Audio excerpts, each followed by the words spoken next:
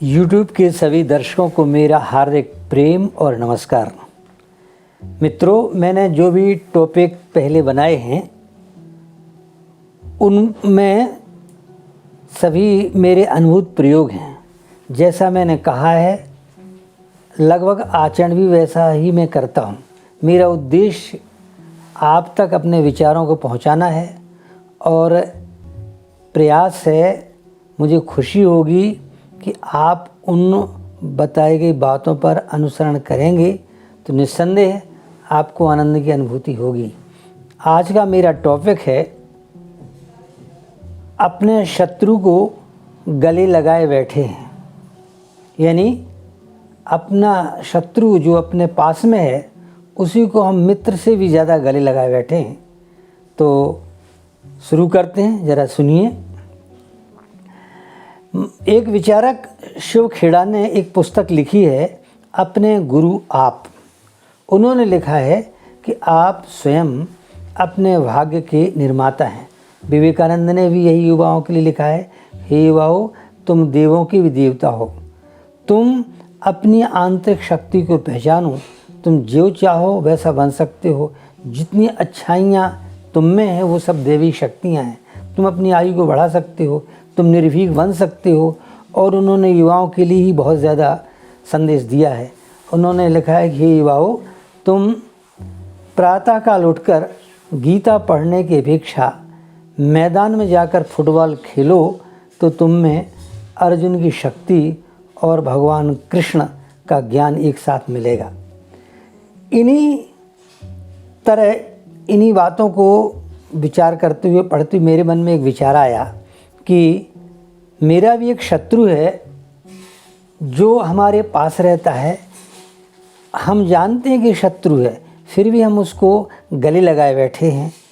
उन शत्रुओं के बारे में हमको बताना है जो हमारे लिए बेहद नुकसानदायक है। रामचरितमानस में लिखा है, काम क्रोध मद लोभ सब नाथ नरक के पंथ। नरक अर्थात कष्ट, यानी कष्ट क्या है? कष्ट को देने वाले कौन है? काम, आनंद, आकांक्षाएं। आकांक्षा होना अच्छी बात है, महत्वाकांक्षा तो होना चाहिए।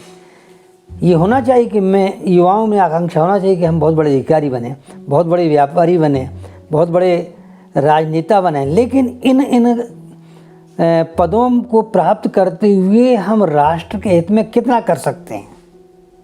हम आईएएस बन करके कितना अच्छा काम कर सकते हैं? हम एक शिक्षक बन के, हम एक पटवारी बन के, एक डॉक्टर बन के कितने अच्छे अच्छे काम कर सकते हैं?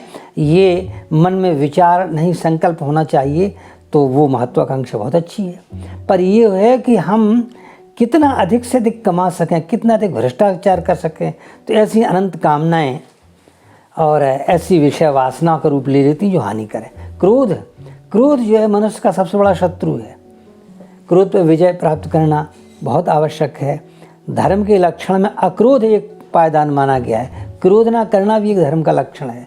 तो हमें क्रोध भी हमारा शत्रु है, इससे हमें मुक्ति मिलना चाहिए, इससे हमें दूर रहने का प्रयास करना चाहिए। अहंकार है, ये भी हमारा शत्रु है, इस पर विचार करना चाहिए, इससे दूर रहना चाहिए। लोभ है, लोभ आदमी का इतना बड़ा शत्रु है कि आदमी का सबसे बड़ा अपमान लोभ ही कराता है। क्योंकि लोभी व्यक्ति जो है अपने स्वयं पर खर्च न करता हुआ, अपनी आवश्यकताओं पर न खर्च करता हुआ अपना नुकसान बहुत ज़्यादा करता है। और लोभ का ये भाई लालच है, वो तो और आदमी का सामाजिक पतन कराता है। तो ये मनुष्य के सबसे बड़े शत्रु हैं। इनको गले नहीं लगाना चाहिए, इनसे दूर रहना चाहिए। तो मैं विश्वास करता हूँ कि आप इनको पहचानेंगे, और इनसे पहचानते तो हैं पर इनसे दूर नहीं रह पाते हैं। कोशिश करिए कि दूर रहें। और सबसे बड़े शत्रुओं से हम आपसे रूबरू करा रहे हैं, वो है नशाखोरी। युवाओं में सबसे बड़े शत्रु नशा है। उनको जितना युवा वर्ग नशा की गिरफ्त में है, इतना शायद पहले कभी नहीं था। पहले नशा के रूप में शराब थी, जिनमें बड़े बड़े राजा महाराजाओं का इतिहास गवाह है कि उनका पतन शराब से, मदिरा से हुआ है। यहाँ तक कि शराब यानी मदिरा को देवताओं का पेय नहीं कहा गया, देवताओं का पेय सोम कहा गया है और सुरा असुरों का पेय है। ये देवता और असुर अलग अलग नहीं है। जो सुरापान करता है उसमें असुरत्व गुण आ जाते हैं, है नहीं। तो ये भी सुरा जो है मनुष्य का शत्रु है। सुरा के विषय में हमारे वेद कहते हैं कि सोम जो देवताओं का पेय है, सोम सत्य है, सोम जीवन है, सोम प्रकाश है। सुरा असत्य है, मृत्यु है और नाशवान है। तो सुरा जो है, जिसको मदिरा कहते हैं, जिसको शराब कहते हैं, बहुत हानिकर है। हमारे समाज अच्छे अच्छे परिवारों को ध्वस्त कर दिया है। वीडियो अधिक हो जाएगा, नहीं हम एक दो ऐसे उदाहरण बताएंगे। जो लड़के बड़े खूबसूरत थे, अच्छे मेधावी थे, अच्छे पद में भी गए, जिनको मैं ही जानता था, शराब ने उनको मृत्यु की ओर धकेल दिया। वो समय के पहले काल के ग्रास बन गए, ख़त्म हो गए, परिवार अनाथ हो गया। तो ये शराब की प्रवृत्ति से बचना चाहिए। आप जितने भी दर्शक हैं सब जानते हैं, बड़े बड़े ज़मींदारों की ज़मीन को शराब पी गई। ज़मींदार ने शराब पी और शराब ने ज़मीन को ख़त्म कर दिया। 70 के आसपास मुझे ध्यान है, जब मैं विद्यार्थी जीवन में था, उस समय 4-5 हज़ार की आबादी में 1-2 लोग शराब पीते थे, जो रजिस्टर्ड थे और जो तेज़ी से निर्धनता की ओर अग्रसर होते आ रहे थे, और उनके ही नाम थे। 2-4-5 आदमी थी। अब बड़े बड़े पढ़े लिखे शराब पी रहे हैं। और शराब तो क्या, और शराब की जो अन्य साथी नशे भाई हैं, वो सब तेज़ी से आ रहे हैं। एक बार वीडियो आया था, पूना की छात्राओं का वीडियो दिखाया गया था, नशे की गिरफ्त में थे। कितने धिक्कार की बात है, शर्म की बात है कि जो माँ बाप लड़कियों को बाहर अच्छा योग्य पढ़ाने के उद्देश्य से भेजते हैं, उनमें अपना उज्जवल भविष्य देखते हैं, उनकी ये दशा होती है। न केवल लड़कियाँ, लड़का भी यही करते हैं। नशे की प्रवृत्ति आप सायंकाल में पार्कों में इधर उधर देखेंगे तो ये प्रवृत्ति बढ़ रही है। ये बड़े शत्रु हैं। ये देखते हैं कि सुरा वगैरह आपको मौत की ओर ले जाती है, और उससे बड़े नशे हैं जो नुकसान कर रहे हैं।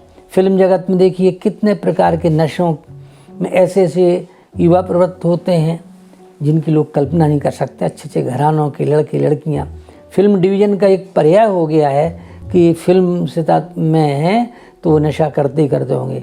फिल्म के अलावा भी कॉलेज यूनिवर्सिटियों के लड़के भी नशे की गिरफ्त में हैं, और अन्य की तो बात ही अलग है।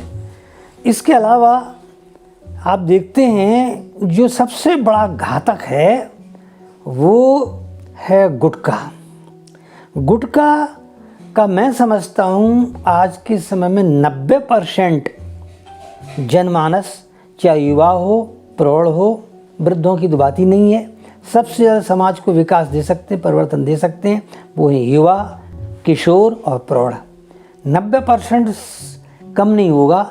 90% लोग जिसका मुंह देखते हैं गुटखा से भरा हुआ है, जिसका मुंह देखते हैं गुटखा से भरा हुआ है। इन अन्य नशों के साथ साथ जैसे गुटखा वगैरह है, इसमें ना तो कोई मिठास है, ना कोई औषधि है, ना कोई पैसे की आवक है। फिर पता नहीं हर व्यक्ति गुटखा खाए घूम रहे हैं, हर गुटखा खाए घूम रहे हैं। ऐसे ऐसे व्यक्ति, लड़के जिनके चेहरे बड़े खूबसूरत हैं, यहाँ तक कि अब लड़कियाँ, महिलाएं भी गुटखा खाती हैं। बड़ी बड़ी सुंदर और खूबसूरत स्मार्ट लड़के लड़कियाँ अगर गुटखा वो ना खाते होते तो कितने और ज़्यादा खूबसूरत होते। मुँह की शोभा में दांतों का बड़ा बड़ा योगदान है। मुँह की शोभा दांतों से, जब आप हंसते हैं तो चमचमाते दांत कितने प्यारे लगते हैं। और आप देख रहे हैं कि जब आप हंसते हैं तो आपके या तो दांत ही गायब हो रहे हैं, या दांत घिस रहे हैं, या लाल दांत हैं। आप देखिए आप कितने बड़े अपने शत्रु से को गले लगाए बैठे हैं। तो ये बहुत बड़ी घातक चीज़ है। और सबसे ये देखिए कि आपका पैसा ही जा रहा है। जो लोग 2-2 पैसे के लिए, 5-5 पैसे के लिए दुकानदार जिरह कर रहे हैं, वे ही दुकानदार 20 रुपये का गुटखा खा रहे हैं, 5 रुपये जिरह कर रहे हैं। और इसी तरह से यहाँ तक कि भिखारी, साधु, सन्यासी, इनका भी परसेंट गुटखा ऐसा नशा जो प्रत्यक्ष दिखता है। शराब आदि के नशे प्रत्यक्ष नहीं दिखते हैं, पर गुटखा आदि तो बहुत ही साफ साफ दिख रहा है। तो ये सबसे बड़े शत्रु हैं, इनसे हमें बचना चाहिए। और मैं आशा करता हूँ कि आप इन सभी शत्रुओं पे विजय प्राप्त करेंगे और आपके जो चेहरे बड़े खूबसूरत होंगे, तो देख करके अंतर्राष्ट्रीय भी छवि हमारी अच्छी बनेगी। आप देखते हैं विदेश के लोग आते थे, यहाँ की कला, साहित्य, संस्कृति सबको देखते हैं, बाहर ये संदेश लेके जाते हैं। जब वो यहाँ देखते होंगे कि यहाँ के लोग मुंह में पता नहीं क्या चबाते रहते हैं और जैसे कीचड़ दबा रहे हों, कीचड़ जैसे चबा रहे हों, कितना ख़राब संदेश जाता है। तो संदेश जो जा रहा है वो जाएगा ही। आप अपने बारे में सोचिए कि आपका खूबसूरत चेहरा कैसा होता जा रहा है, इस पे आप बात करिए। कभी इस बात पे विचार करें कि आप कोई भी कपड़े पहने हों, थोड़ा सा कीचड़ का एक छींटा कोई आप पर डाल देगा तो आप झगड़ा करने पे आमादा हो जाएंगे, झगड़ा करने लगेंगे। लेकिन आप ये बताइए कि आप अपने सुंदर दांतों को कितने कीचड़ से भरे रहते हैं, इस पे आपको विचार करना चाहिए, क्यों नहीं करते हैं। तो मेरा इस वीडियो के माध्यम से ये संदेश है कि जितने हमने आपको शत्रु बताए हैं ये धीरे धीरे असर करते हैं, लेकिन ये शत्रु नशाखोरी, ये तो आप प्रत्यक्ष असर कर रहा है, इससे छूट लें, गुटखा आदि को छोड़ें। यही आग्रह है कि ये गुस्सा है, नशा है, इन के साथ साथ जो गुटखा आदि जो प्रत्यक्ष शत्रु है, जो सबके सुंदरता को ख़राब कर रहा है, इस शत्रु से अपने आप को मुक्त हो जाइए। गुटखा, नशा आदि से मुक्त होइए तो आप बहुत खूबसूरत होंगे और आपके परिवार के बच्चे, छोटे भाई इन संस्कारों को दृढ़ता पालन करेंगे तो बड़े खूबसूरत चेहरे होंगे, नशा से मुक्ति होगी। यही हम चाहते हैं। धन्यवाद। मेरे भाइयों, ये वीडियो मैंने अपनी अंतरात्मा की आवाज़ से बनाया है और मैं चाहता हूँ कि इसको आप अधिक से अधिक शेयर करें, लाइक करें, सब्सक्राइब करें